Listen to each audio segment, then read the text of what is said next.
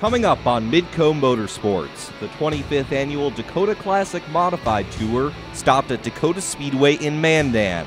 We've got the highlights and post-race reactions. Eldora Speedway crowns a new king at the 31st annual Kings Royal. We've got highlights and results, as well as a great night of racing at Huset's. And after 3 years, the roar is restored at Park Jefferson Speedway. We'll recap the season opener, as well as a special Minnesota Mafia version of Hot Laps. The green flag drops now.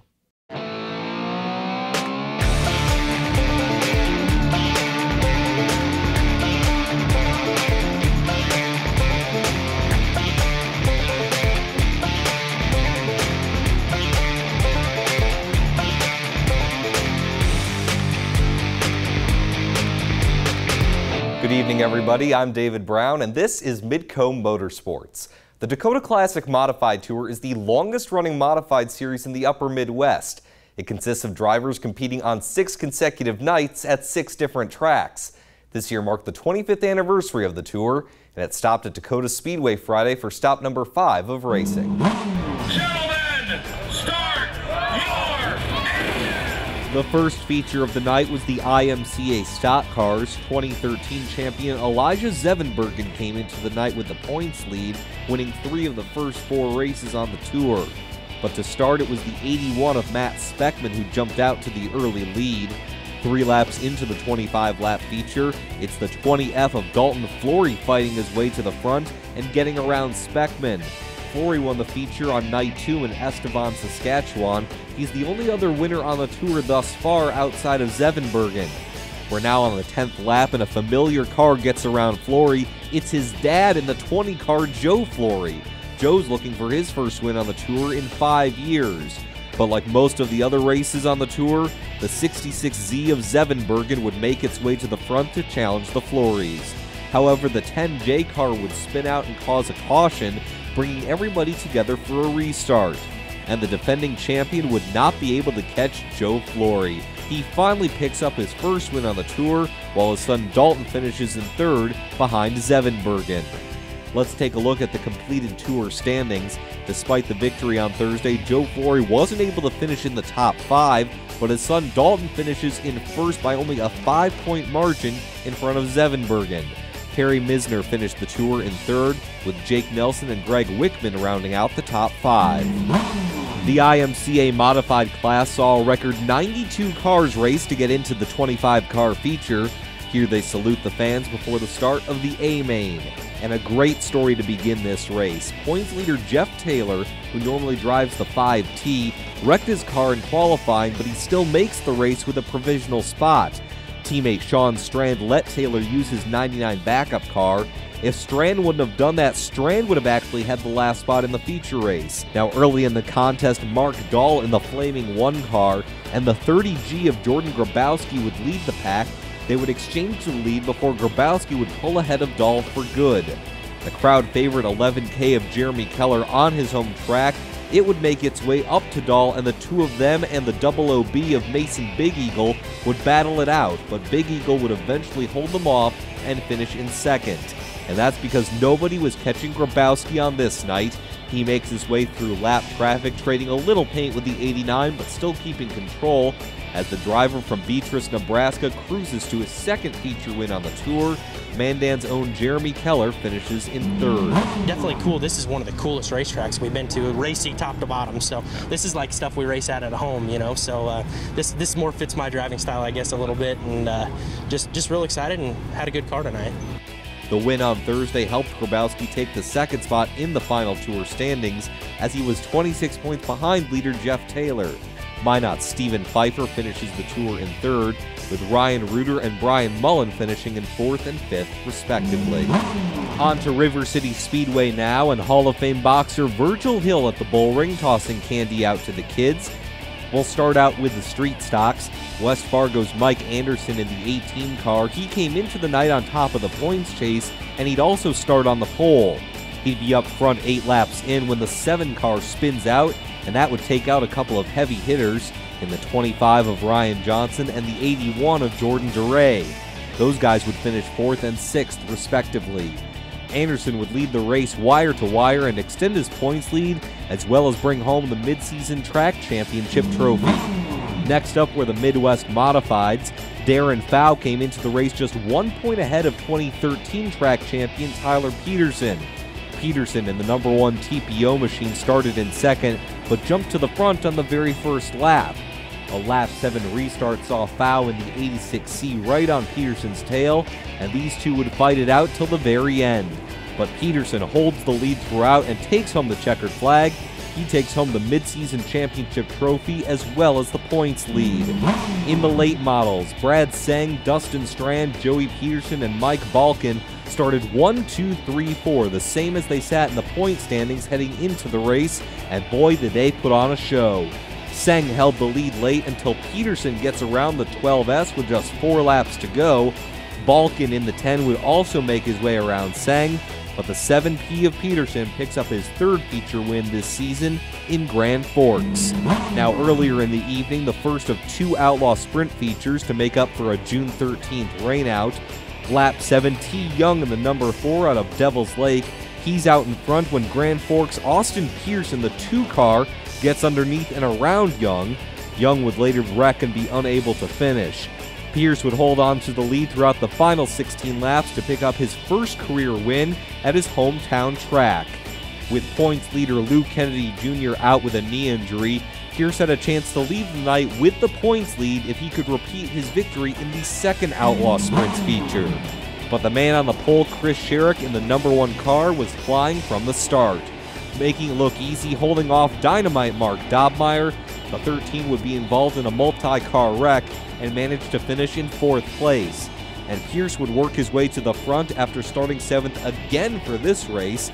Into lap traffic, Pierce would catch Sherrick, and with 3 laps to go, make his move to get by. Pierce holds on to get the sweep for the night, the midseason track championship, and he takes over the points lead at the Bullring. After 3.5 years of sitting, racing finally returns to Park Jefferson Speedway. The season opener brought many anxious fans as well as anxious drivers eager to get back on the 3/8 mile oval track. We've got all the highlights when we return. Midco Motorsports on Midco Sports Network is presented by Dakota Speedway. And welcome back. Well, it's been more than 3 years since Park Jefferson Speedway has seen any kind of racing, and on Friday night, it finally returned. On a night that featured an ASCS versus Minnesota Mafia main event, fans were treated to one fantastic night of action. A little bit of rain wasn't going to stop the roar at Park Jefferson, a great crowd on hand for the season opener.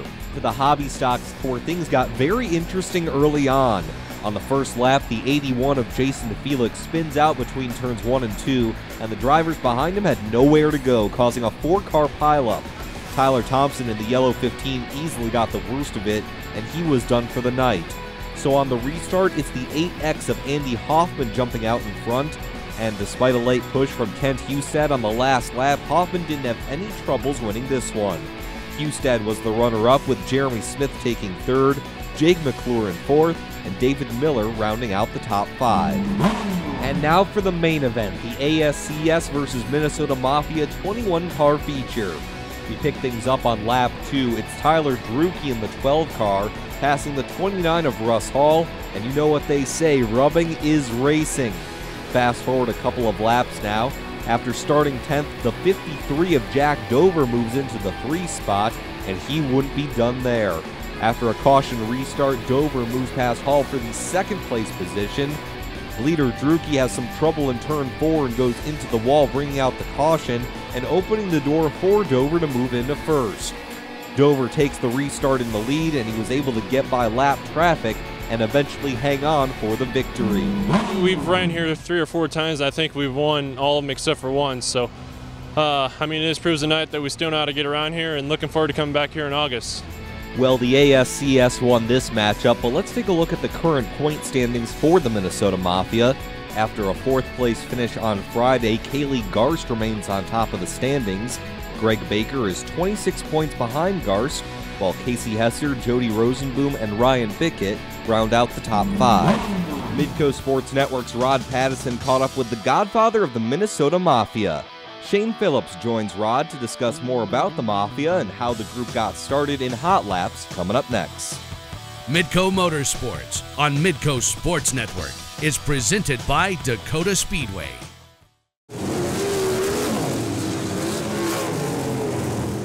On Hot Laps, we're talking Mafia, the Minnesota Mafia, and how about we talk to the Godfather, Shane Phillips with the Minnesota Mafia. Welcome, bud. Hey, thanks for having me, Hot Rod. Absolutely, my pleasure. The Minnesota Mafia is a great group that benefits racers, and for folks that are maybe casual race fans, explain what the Minnesota Mafia is all about. We're basically a group of race fans who really love sprint car racing, and we're trying to raise some money that wasn't already involved in the sport to give it back to the racers and strengthen the racing, in our general area here.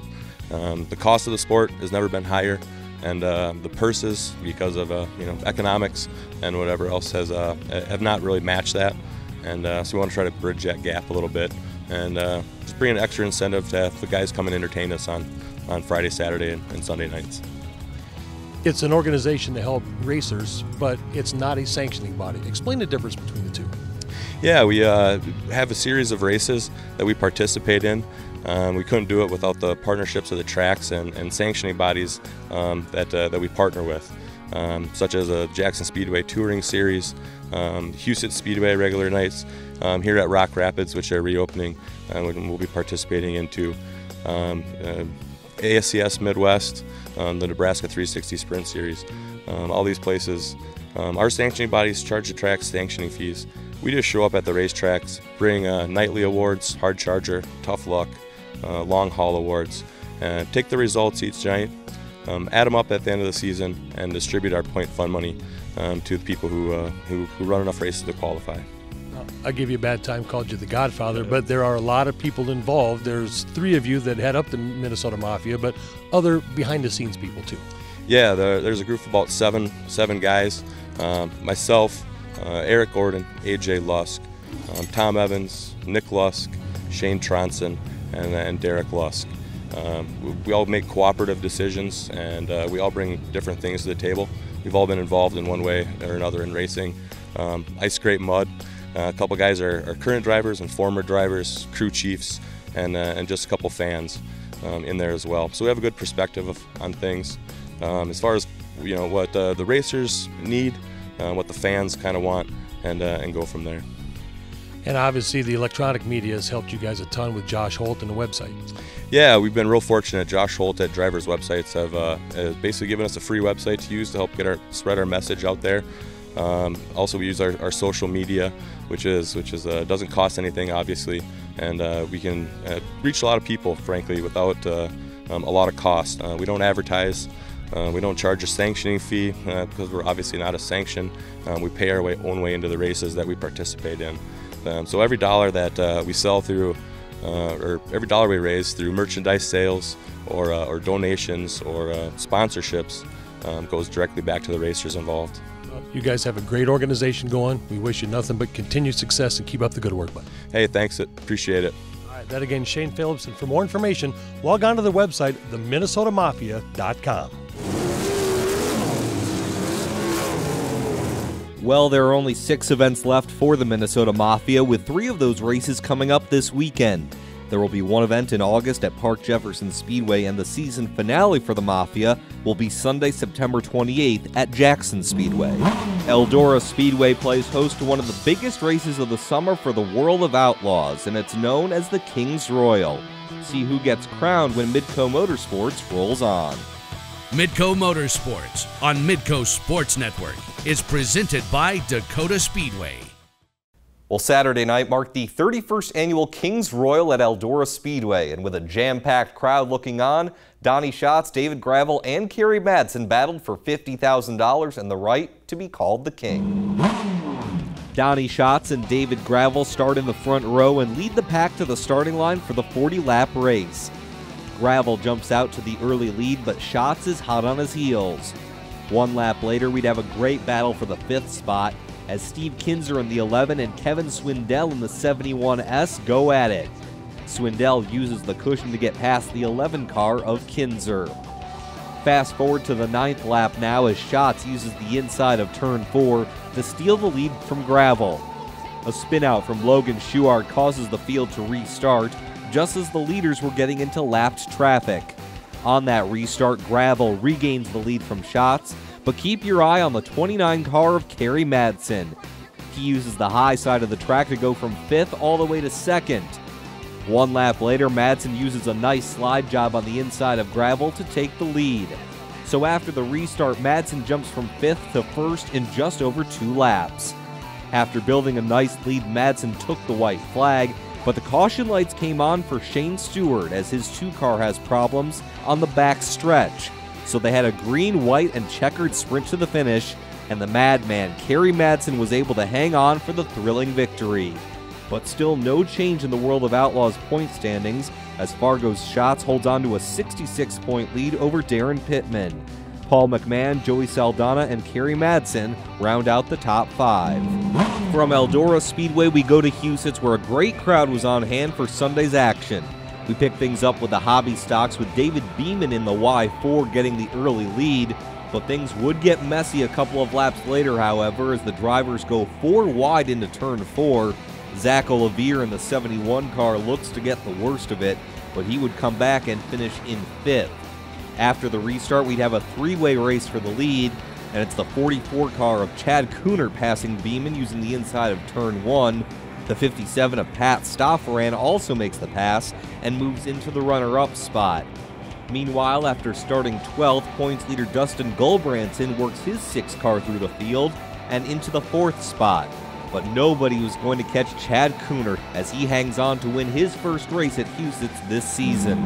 It builds a lot of momentum. We were struggling to start the season. We had some motor problems. It feels good to get a win now, and now hopefully we'll build some momentum from that and move forward. Dustin Gulbranson remains on top of the hobby stock standings, but not by much. Zach Olivier trails by 4 points, and with the win, Cooner jumps into the 3 spot and is 34 points back. On to the B Modifieds we go. After a caution on the very first lap, the 00 of Dave Kennedy restarts the field, but we'd have some trouble on turn 2. Greg Eden in the 38 car spins out, while Keegan Nordquist and Jared Nitro have absolutely nowhere to go. After the restart, Kennedy remains out in front, but Nick Barger in the 14N and Coulter Deutsch in the 5X are hot on his heels. On the next lap, Deutsch makes his move and gets around the 14N in turn 2, and he uses the high side in turns 3 and 4 to take the lead from Kennedy. The 5X would stay out in front for the final lap, and Deutsch hangs on to grab his 5th win of the season. No change to the B-Mod standings as Deutsch remains on top, with Ryan Walker 28 points behind. Nick Van Bell is in 3rd, while Brandon's Jared Nitro and Harrisburg's Greg Eden are 4th and 5th respectively. The street stocks were next, and they would not disappoint. Lap 1, we have a 3-way battle for the lead, and it's the 82 car of Howard Bartman who takes the early advantage. That advantage would only last a lap, however, as Brandon native Gary Brown Jr. makes his move on the inside and gets around Bartman for the lead. Darren Cordles also uses the inside to get around Bartman and takes over the 2nd spot and would set his sights on 22. Cordles and Gary Brown Jr. would go neck and neck for the final 2 laps, but it's Brown Jr. who would eventually take the checkered flag. You get a win anytime, it helps for some momentum. It's just been a struggle as of late. We've just had some bad runs, bad luck, and it's been an up and down season really, and hopefully this is a step in the right direction. Darren Cordle's 2nd place finish helps him stay on top of the street stock standings. Sean Taylor moves into the 2nd spot and is 36 points off the lead, while Gary Brown Jr. moves up 2 places and currently sits in 3rd place. To the 360 sprints we go. The pole sitter of Eric Lutz would jump out to the early lead. Meanwhile, we'd have a good race for 2nd between the 15X of Joe Rydell and the 75 of Tommy Barber. And it's Barber who makes the pass on the outside and moves into 2nd place, but not for long. 1 lap later, it's Rydell who passes Barber, and he wasn't done yet. Lutz had his problems with lap traffic, and Rydell was able to take advantage and move into the lead. He would hang on for the victory and his 2nd win of the season. Now, despite the victory, Rydell remains outside the top 5 as he currently sits in 8th place in the standings. Barber remains on top as he carries a 30-point lead over Eric Lutz. Dustin Benkin, Jordan Nordstrom, and Brock Dump round out the top 5. That brought us to the Outlaw Sprints, and the crowd was definitely fired up for this one. Justin Henderson in the 21V jumps out to the early lead, but it's the 6 car of Terry McCarl that would start to make its move. He gets by 17-year-old Dakota Hendrickson and takes over the 2 spot. But he wasn't done there, as Henderson would get caught in lap traffic and McCarl would take advantage and jump into the lead. But after starting in 10th, Mark Dobmeyer makes his way through and passes Henderson to move into 2nd place, and then he slingshots past McCarl to take the lead. The 13 would hang on for the final 3 laps and win his 4th race of the season at Houston Speedway. You know, we've had a lot of good luck here starting 10th. That's where we started the Outlaw Show a couple weeks ago and pulled off a win. So I knew we had a strong car. We've been strong all night. We quick timed, moved forward in the heat race, and guessed a little bit on the setup because a little bit heavier corners than normal, and it definitely paid off. We were able to work our way through the traffic pretty nice and pulled out to lead a little bit at the end, I think. But despite the victory on Sunday, Dobmeyer remains in 2nd place in the point standings, but he's closed the gap to just 2 points behind McCarl. Ian Madsen sits in 3rd, just 12 points off the lead, with Justin Henderson and Linton Jeffrey in 4th and 5th respectively. We've reached the white flag. We'll wrap things up with a look at the weekend schedule coming up next. Midco Motorsports on Midco Sports Network is presented by Dakota Speedway.